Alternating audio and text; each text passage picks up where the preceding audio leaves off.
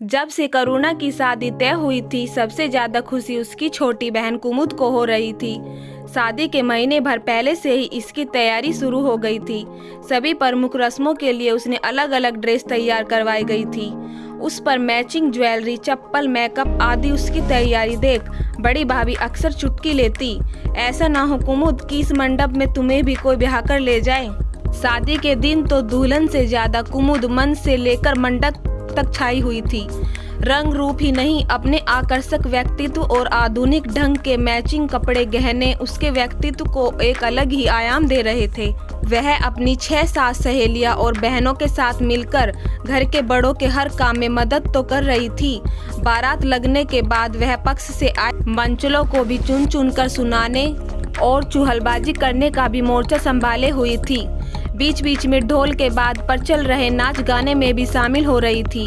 परंपरागत सिद्धांतों को मानने और उस पर चलने वाले उसके परिवार में शादी ब्याह के मौके पर ही लड़कियों को थोड़ी आज़ादी मिलती थी, जिसका सब लड़कियां भरपूर फायदा उठा रही थी। इन सब के बीच वर पक्ष का एक दुबला पतला, काफी लंबे कद का सांवला सा साधारण चेहरे मोरे वाले लड़के की आंखें लगातार कुमुद का पीछा कर रही थी, जिसे भांपने में उसकी छोटी बहन काव्या को ज्यादा देर नहीं लगी। लेकिन उस पर कुमुद का ध्यान अभी तक नहीं गया था। दी आपने ध्यान दिया है, एक जिराफ जैसे लंबे कद और लंबी गर्दन वाले लड़के की नज़र आप पर ही लगी हुई है। कुमुद बिना कोई विशेष ध्यान दिए बोली, देखने दे, बेचारा लड़कियों को ही तो देखने आया है। मौका मिलेगा तो ऐसा सुनाऊंगी कि उसकी बोलती बंद हो जाएगी। जल्दी कुमुद को मौका भी मिल गया, जब उसके होने वाले जीजा जी मयंक जी ने पत्नी को पहचानने वाली रस्म में करुणा के बदले घूंघट में छिपी कुमुद पर अपना रुमाल डाल दिया। उनकी इस गलती पर लड़कियों सजातियां करने लगी। क्या करवाया जाए इनसे, कोई गाना गाने के लिए बोला जाए या डांस करने का न्योता दिया जाए या फिर किसी की नकल करवाई जाए।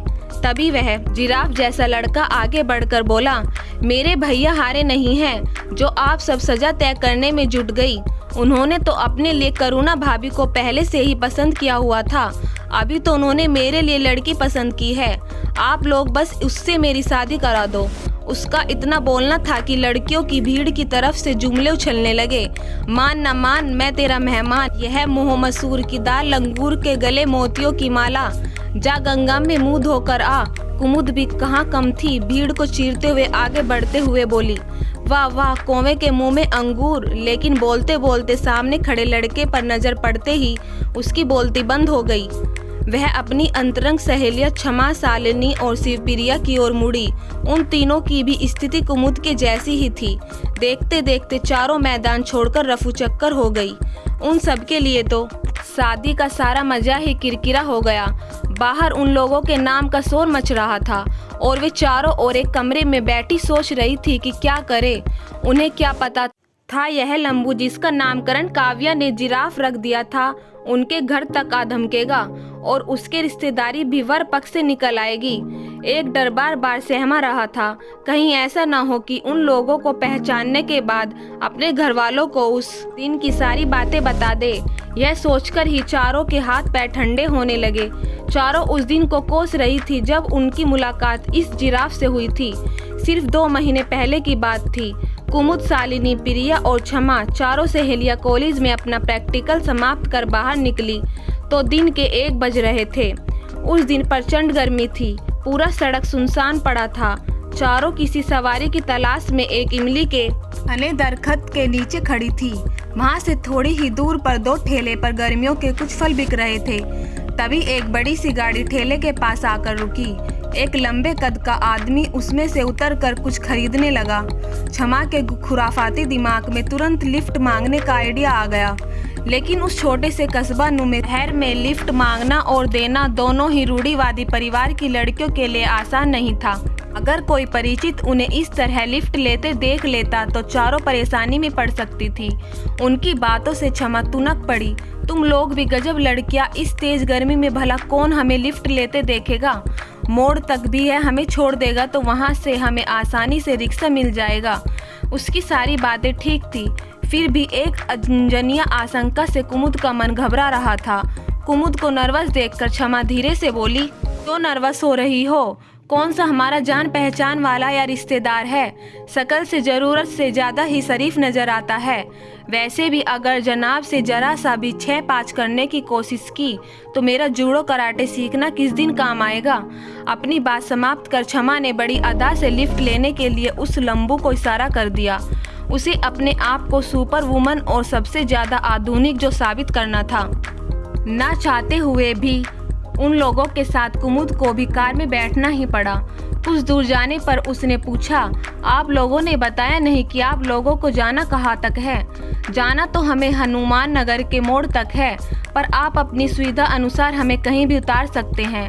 रास्ते में आइसक्रीम की दुकान पर नज़र पड़ते ही क्षमा यथासंभव अपनी आवाज़ में माधुरी बोलते हुए बोली, सुनिए, मेरी एक सहेली को गर्मी से चक्कर आ रहा है, क्या आप हम लोगों के लिए आइसक्रीम ला देंगे। उसका इशारा कुमुद की तरफ था। बोलने के साथ ही वह अपना पर्स टटोलने लगी, पर वह पैसा लेने के लिए रुका नहीं, उतरकर आइसक्रीम लाने चला गया। थोड़ी देर में चारों के लिए आइसक्रीम ले आया। क्षमा आइसक्रीम लेते हुए बोली, कितने पैसे हुए। रहने दीजिए, पैसे मैंने दे दिए। थैंक यू, पर यह ठीक नहीं है, पैसे तो आपको लेने ही होंगे। क्षमा के 2 बार बोलने पर भी उसने पैसे नहीं लिए। वह चुपचाप गाड़ी चलाता रहा।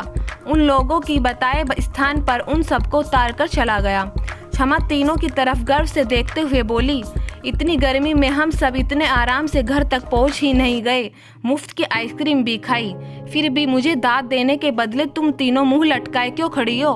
वो सभी अपने अपने घर की तरफ चल तो दिए, लेकिन अनजाना भय और अपराध बोझ से मन बेचैन था। आज के आधुनिक युग में लिफ्ट लेना कोई बड़ी बात नहीं है, पर कस्बे नुमा शहर के लिए यह एक अपराध ही था। कई दिनों तक कुमुद का सशंकित मन छोटी छोटी बातों पर भी चौंक उठता। समय के साथ वह इस घटना को पूरी तरह भूल गई थी। आज एक बार फिर वह परेशान हो उठी थी। तभी क्षमा पूरे जोश से उठी, चलो सब मंडप में, यहाँ बैठकर शादी का मजा किरा मत करो, जो होगा उसका सामना किया जाएगा। जहाँ तक मैं सोचती हूँ वह ऐसा कुछ भी नहीं करेगा जिसकी हमें आशंका है। क्षमा की पहल करने पर चारों सहेलियों का डर गायब हो गया और फिर सब मिलकर धमाल करने लगी। वैसे भी उस जिराफ के चेहरे से जरा भी नहीं लग रहा था कि उसे उस दिन की घटना याद भी है। काव्या ने उसका नाम ऐसा जिराफ रखा कि उस दिन से उसका नाम लड़कियों के बीच मशहूर हो गया। वह भी बारातियों की तरफ से मोर्चा संभाले हुए था। शादी के बाद जब करुणा पल फेरे के लिए लौट कर आई तब उस जिराफ का परिचय जानने के लिए बेहाल थी, लेकिन शादी के फोटो में उसे देखकर इतना ही बता पाई कि वह उनके देवर का दोस्त था और बिहार प्रशासनिक सेवा में कार्यरत था, पर चाहकर भी उसका नाम उन्हें याद नहीं आ रहा था। कुमुद ने भी यह सोचकर राहत की सांस ली कि नाम में क्या रखा है। जिराफ उन लोगों का रिश्तेदार नहीं था, इतना ही काफी था, वरना हर समय सर पर तलवार लटकती रहती। कुछ दिनों बाद ही वह सब भूल कर पढ़ाई में जुट गई। जल्दी से मेहनत का फल मिला। एमएससी में उसे काफ़ी अच्छे नंबर मिले। फिर सिलसिला शुरू हुआ नौकरी के लिए तरह तरह की परीक्षा में शामिल होने का। फिर सफलता ने उनके दरवाजे पर दस्तक दी। उसका बीपीएससी की परीक्षा में चयन हो गया। नौकरी ज्वाइन करते ही उसकी ट्रेनिंग शुरू हो गई, जिसके काम से उसे अक्सर एक शहर से दूसरे शहर जाना पड़ता था। एक बार उसका ट्रांसफ़र गया शहर में हो गया। हमेशा माँ उसके साथ जाकर रहने की अच्छी व्यवस्था करके ही वापस आती थी, लेकिन उन दिनों एक तो माँ की तबीयत खराब थी। उस समय पर दीदी जीजा जी और बच्चों के साथ आई हुई थी। जैसे ही जीजा जी को उसके ट्रांसफ़र के विषय में मालूम हुआ, उन्होंने गया में रहने वाले किसी परिषद को फ़ोन पर बताया और उसके रहने का सारा इंतजाम करवा दिया और उसे वहां का पता और फ़ोन नंबर थमाते हुए बोले, यह लोग मेरे परिवार की तरह है, तुम्हें कोई परेशानी नहीं होगी। वहां पहुंचने पर उसकी मुलाकात जिन 2 लोगों से हुई, उसमें से एक घर के मालिक मुकुंद बिहारी थे और दूसरी उनकी पत्नी उर्मिला देवी। उनकी बेटी की शादी हो गई थी और बेटा शहर में ही कहीं गया हुआ था। उन लोगों ने उसका स्वागत अपने परिवार के सदस्य की तरह किया और उसके रहने और खाने पीने की सारी व्यवस्था पहले ही करवा दी। दूसरे दिन उसे अपने ऑफिस में रिपोर्ट करना था। मैं तैयार होकर समय पर ऑफिस पहुंच गई। किसी विपुल बिहारी को उसे रिपोर्ट करना था। जैसे ही वह उनके कैबिन में पहुंची, सामने की सीट पर बैठे व्यक्ति को देखकर ऐसे चौंक गई मानो अचानक ही उसके सामने फन उठाए कोई सांप आ गया हो। उसके सामने वही जाना पहचाना व्यक्ति बैठा था जिसे कभी उन लोगों ने जिराफ नाम दिया था। उसे इस तरह चौंक के देखकर वह मुस्कुराते हुए बोला, आपका स्वागत है, मेरे साथ ही आपको ट्रेनिंग लेनी है। अब तक वह भी थोड़ा संभल गई थी। कुर्सी खींचते हुए उसके सामने बोली, कोई नहीं बॉय। कुमुद के बोलने के साथ ही दोनों हंस पड़े। तभी एक भाई वहां ट्रे लेकर आ गया। आइसक्रीम का कप उसकी तरफ बढ़ाते हुए बोला, आज बहुत गर्मी थी, कहीं आपको चक्कर न आ जाए, इसीलिए मैंने पहले से ही आपकी आइसक्रीम मंगवा रखी थी। फिर काम की दूसरी बातें होने लगी। दोपहर में दोनों ने एक साथ लंच किया। शाम को जब कुमुद घर लौटने के लिए उठी, मुकुल भी साथ होते हुए बोला, चलिए आपको आपके घर तक छोड़ दूं।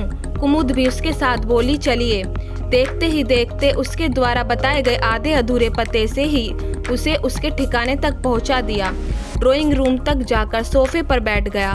तभी उर्मिला देवी जी वहां आ गई। तुम दोनों आ गए? उर्मिला जी बोली। मैंने समझते देर न लगी कि विपुल ही इन लोगों का बेटा है। कुमुद धीरे से बोली, आपने पहले क्यों नहीं बताया कि यह आपका घर है? फिर इतना अच्छा सरप्राइज आपको कैसे मिलता? दूसरे दिन दोनों साथी ऑफिस के लिए निकले।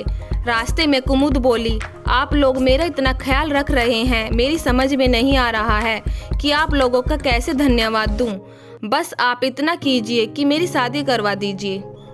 यह कैसी मांग है? शादी के लिए कोई लड़की भी तो होनी चाहिए जिससे आपकी शादी करवा दूं। कुमुद हड़बड़ाकर बोली, खुद ही कर लो ना। मुकुल के इस तरह से प्यार का इजहार करने से कुमुद के दिल में जल तरंग सा बज उठा और मुस्कुराते हुए उसने अपनी नज़र झुका ली। 2 महीने बाद ही क्षमा को फोन कर अपनी शादी में आने का न्योता देते हुए बोली, तुमने जरा उससे ऐसे लिफ्ट ली कि उसने मुझे ही अपने जीवन में फिट कर लिया। अभी आप सुन रहे थे लेखिका रीता कुमारी जी की लिखी कहानी।